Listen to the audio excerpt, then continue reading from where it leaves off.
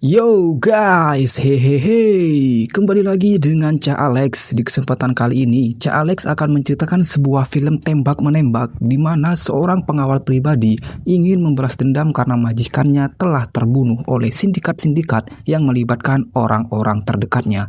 Jadi seperti apa keseruannya? Inilah dia, alur cerita film.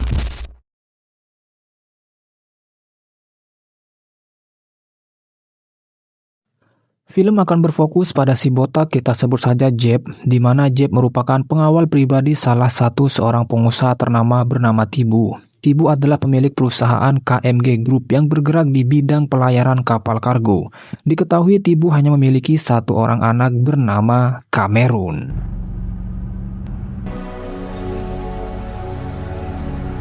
Sebagai pengusaha yang sukses, tentu pastinya rumah mewah Tibu memiliki pengawalan yang super ketat. Salah satunya adalah Johnny, orang yang bertugas untuk mengawasi CCTV. Berbeda dengan Johnny, Jeff adalah pengawal pribadi, tentu pastinya jauh lebih dekat dengan Tibu. Jadi tidak mengherankan jika Jeff sering menemani Johnny dalam aktivitas hobinya bermain catur. Namun di malam itu lagi dan lagi Tibu tidak bisa mengalahkan Jeff karena tentu pastinya permainan strategi seperti ini adalah hal yang mudah bagi Jeff yang merupakan seorang mantan militer. Singkat cerita, di suatu malam, Jeff mengantar Tibu dan Cameron ke sebuah acara yang diadakan oleh perusahaannya, di mana pada malam hari itu dihadiri oleh banyak pengusaha dan salah satunya adalah Daniel. Di malam itu juga Tibu menyampaikan bahwa ia akan menjual sebagian perusahaannya dan juga ia memperkenalkan Jeff kepada semua tamu. Tibu menyampaikan bahwasannya Jeff bukanlah sekedar pengawal biasa, tapi ia telah menganggapnya sebagai bagian dari keluarganya. Bahkan di malam itu Tibu menghadiahi Jeff sebuah jam tangan mewah. Di tempat yang berbeda, Daniel sedang berbicara dengan seseorang dari teleponnya, entah dengan siapa, tapi intinya ia menegaskan bahwa penjualan perusahaan KMG Group harus digagalkan. Dalam perjalanan pulang, Jeff pun bertanya kepada Tibu kenapa ia mau menjual perusahaannya. Tibu pun menjelaskan bahwa ia kurang yakin Cameron bisa meneruskan perusahaannya ini. Jadi daripada bangkrut di suatu hari nanti, ia lebih memilih untuk menjual sebagian perusahaannya. Di tengah perjalanan pulang, mereka terganggu sebab ada perbaikan jalan. Namun nampaknya itu bukanlah sekedar perbaikan jalan, karena ketika Jeff ingin mundur dan mencari jalan lain, tiba-tiba mereka dihadang oleh satu mobil dari belakang. Dan Jeff pun sadar bahwa ada sesuatu yang tidak beres. Dan benar saja, tidak lama berselang, akhirnya adegan tembak-menembak pun terjadi.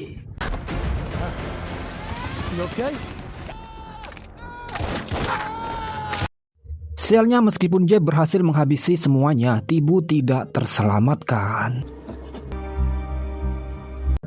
Akhirnya Jeff pun langsung menelpon Johnny untuk memastikan bahwa Cameron sampai di rumah dengan baik-baik saja.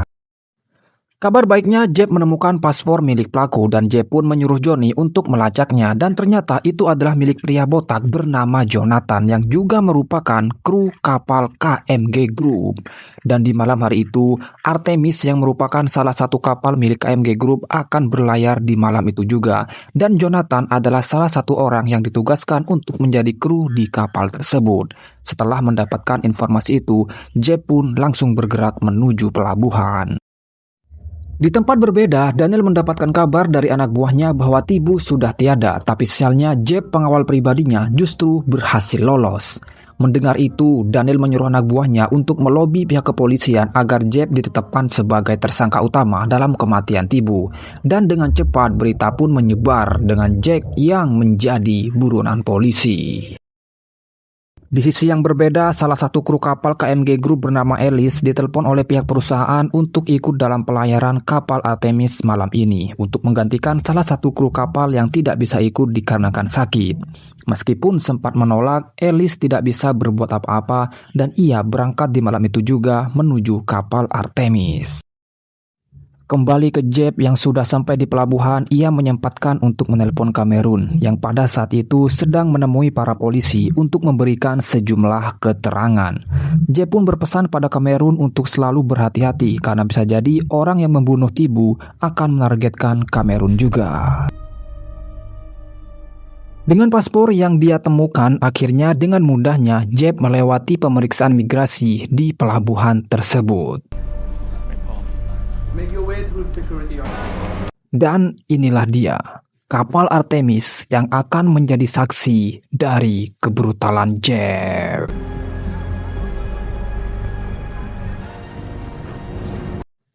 Inilah dia kapten yang akan memimpin pelayaran kali ini, dan tidak lama berselang salah satu kru kapal bernama Marco membawa masuk Ellis untuk diperkenalkan kepada kapten sebagai kru pengganti pada pelayaran ini. Nampak jelas dari raut wajah kapten bahwa ia tidak suka dengan pergantian kru ini, tapi mau bagaimana lagi karena perusahaan telah memutuskan ia pun menerima Ellis sebagai kru pengganti di kapal yang akan ia pimpin. Sedangkan di tempat yang berbeda, Jeb memilih sebuah sekoci darurat untuk dijadikan persembunyian dalam misi balas dendamnya kali ini.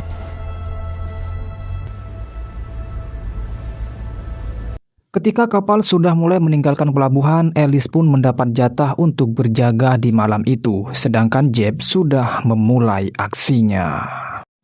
Di tengah aksinya menyusuri setiap sudut kapal, Jeb tiba-tiba mendengar suara orang yang berasal dari dalam kontainer yang berada di ruangan palka bawah, dan tidak lama berselang, Ellis yang sedang melakukan patroli menemukan bahwa tangga menuju ruang palka bawah terbuka. Akhirnya ia memutuskan untuk turun ke bawah.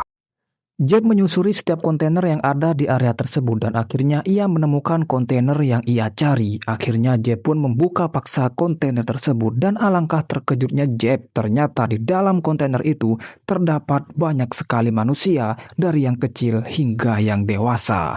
Jeb pun sadar bahwa orang-orang ini adalah korban perdagangan manusia. Jeb pun berusaha menenangkan semua orang dan ia meyakinkan bahwa Jeb bukanlah bagian dari sindikat ini.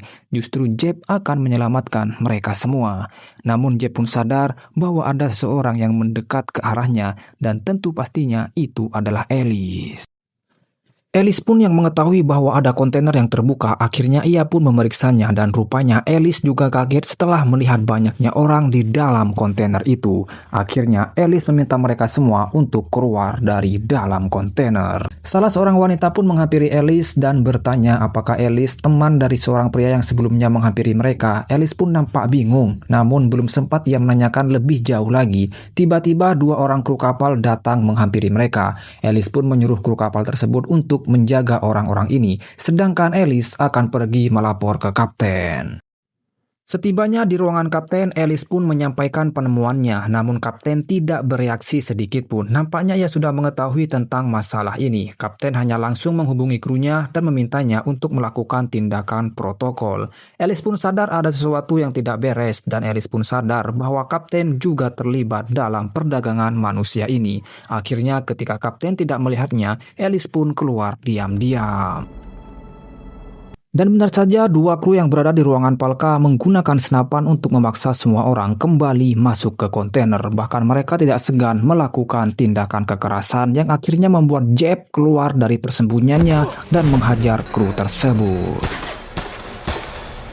Kembali ke Ellis yang sekarang sudah berada di ruangan kemudi, Ellis pun memberitahu Marco bahwa ia akan mengirim sinyal darurat dan meminta bantuan, tapi Marco langsung mengancamnya dengan tembak. Namun di sini Ellis berhasil memanfaatkan kelengahan Marco dan menghajarnya.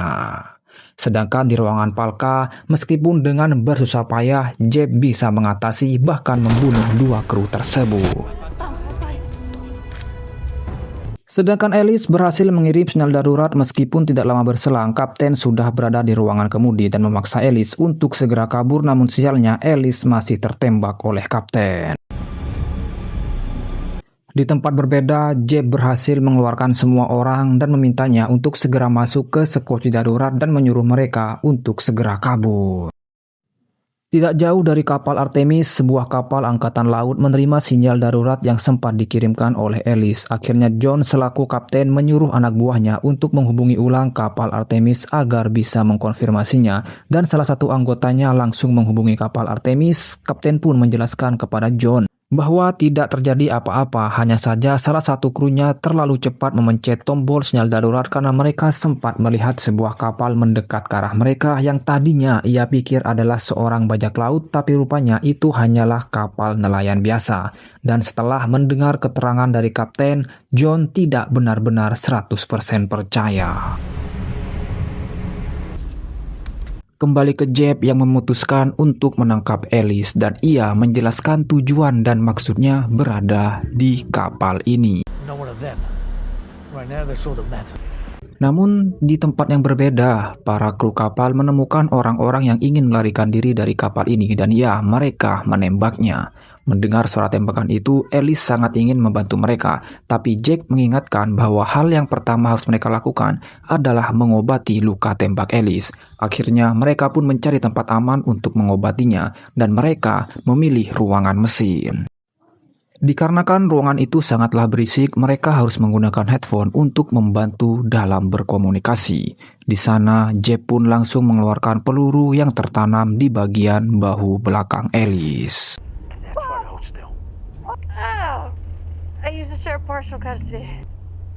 Tidak jauh dari mereka, salah seorang kru menemukan bercak darah yang terdapat pada dinding dan kru tersebut akhirnya menghubungi kru yang lain dan tidak lama berselang sekitar 3 orang pun datang untuk menggeledah ruangan mesin. Namun mereka tidak menemukan siapa-siapa selain hanya jaket Ellis saja. Sedangkan Ellis dan Jeb merencanakan ingin menerobos masuk ke ruangan kemudi agar mereka bisa meminta bantuan. Namun dengan rencana itu, mereka membutuhkan pengalihan dan akhirnya Ellis dan Jeb pun memutuskan untuk membakar cadangan baterai yang berada di ruangan Palka.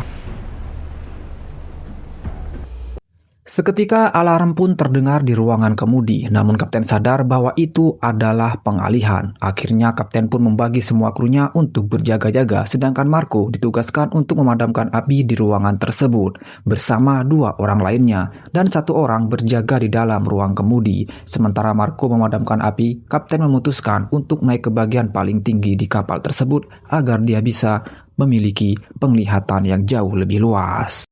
Namun menempatkan 1 orang di ruang kemudi itu adalah kesalahan terbesar karena dengan mudahnya Jeb melumpuhkan kru tersebut. Ellis pun langsung mencoba untuk mengirim sinyal darurat dan meminta bantuan, namun sial mereka diketahui oleh kapten. Akhirnya kapten menyuruh semua krunya untuk menangkap mereka. Beruntung Ellis masih terhubung dengan John dan di sana ia menjelaskan situasi dan kondisinya. John pun bertanya berapa orang yang terlibat dalam hal tersebut. Ellis menjelaskan seluruh kru terlibat, hanya ia dan 1 orang bernama Jeb yang tidak lain adalah pengawal pribadi Tibu. Sebelum meninggalkan ruangan kemudi, Jeb pun mengaktifkan 1 HT dan menempatkannya di sudut ruangan, sementara John dan pasukannya mulai bergerak mendekat ke kapal Artemis. Berkat HT tersebut, Jeb bisa mendengar percakapan kapten dan krunya di ruang kemudi. Bahkan Jeb mendengar percakapan kapten dengan Daniel. Ya, rupanya Daniel adalah dalang di balik semuanya. Don't let him make for dealing with this thug. Sedangkan di tempat berbeda, John sedang mencari tahu informasi tentang Jeb dan ya, akhirnya John tahu bahwa Jeb adalah buronan yang dituduh telah membunuh Tibu. Namun entah berdasarkan apa, John yakin Jeb tidak bersalah dan keberadaan Jeb di kapal Artemis itu memiliki maksud dan tujuan. Kembali ke Jeb dan Ellis yang berusaha menyelamatkan semua orang, Jeb memutuskan untuk melewati jalur ventilasi untuk menuju ke ruang Palka karena menurutnya itu adalah akses yang paling aman.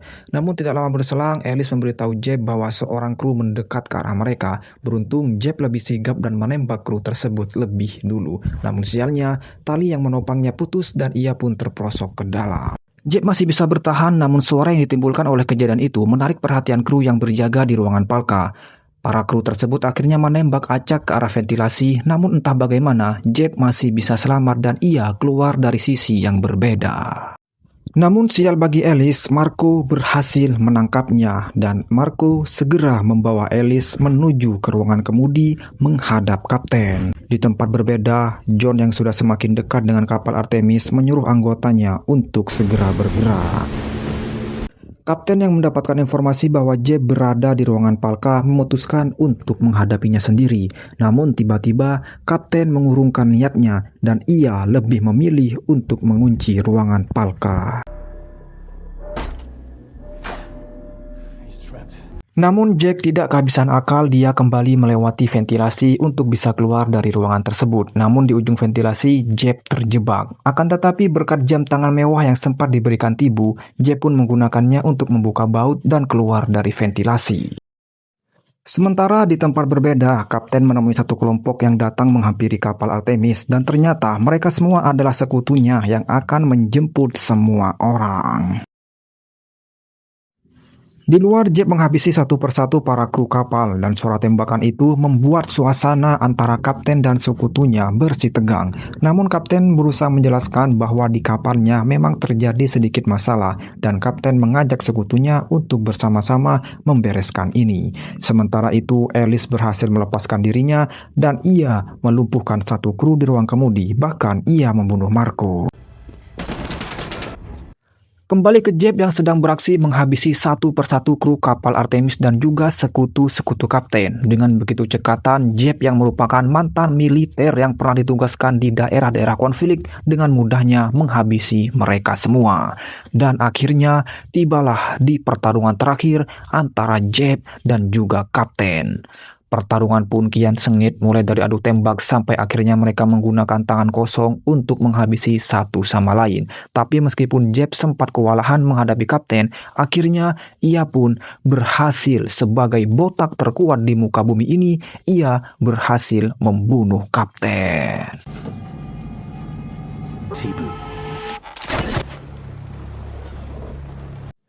Tidak lama berselang, anggota militer pun tiba dan Jeb yang menjadi buronan akhirnya ditangkap. Namun Alice memberikan kesaksian palsu bahwa Jeb yang mereka cari telah mati tertembak dan terjatuh ke dalam air, sedangkan pria botak ini bukanlah Jeb. Akhirnya Jeb pun dibebaskan berikut dengan semua orang yang menjadi korban perdagangan manusia juga diselamatkan. Setelahnya, Jeb pun berpamitan kepada Alice bahwa mereka harus berpisah sampai di sini karena Jeb masih memiliki misi untuk mengungkap dalang di balik kematian Tibu. Dengan menggunakan kapten milik sekutu, Jeb pun akhirnya memilih untuk kembali. Jeb segera menghubungi Johnny dan ia meminta melacak satu nomor yang sempat dihubungi oleh kapten. Dan ya, nomor itu tidak lain tidak bukan adalah milik Daniel. Singkat cerita, prosesi pemakaman Tibu pun telah dilakukan. Cameron pun kaget setelah melihat kemunculan Jeb yang tiba-tiba. Akhirnya Cameron mengakui bahwa ia memang memiliki kerjasama dengan Daniel. Ia mengizinkan Daniel menggunakan kapal Artemis untuk mengirim orang-orang yang akan dijualnya. Namun, Cameron tidak pernah mengerti dan paham kenapa Daniel sampai membunuh ayahnya. Akhirnya di suatu malam, Daniel yang berada di dalam mobilnya tiba-tiba dari arah samping ada sebuah mobil yang menabraknya sampai mobilnya pun terguling. Dan ya, orang yang menabraknya tidak lain dan tidak bukan adalah Jeb. Jeb pun bertanya kepada Daniel tentang motivasinya membunuh Tibu. Akhirnya Daniel mengaku bahwa alasannya membunuh Tibu adalah agar perusahaan KMG Group tidak jadi dijual dan seluruhnya jatuh ke tangan Cameron. Dan itu semua akan mempermudah bisnis ilegalnya karena Cameron bisa diajak kerjasama. Akhirnya film pun tamat. Saya Cak Alex pamit undur diri. Apabila ditemukan suatu kesalahan dan tidak kenyamanan, saya mohon maaf sebesar-besarnya. Sampai jumpa di kesempatan berikutnya. Wassalamualaikum warahmatullahi wabarakatuh.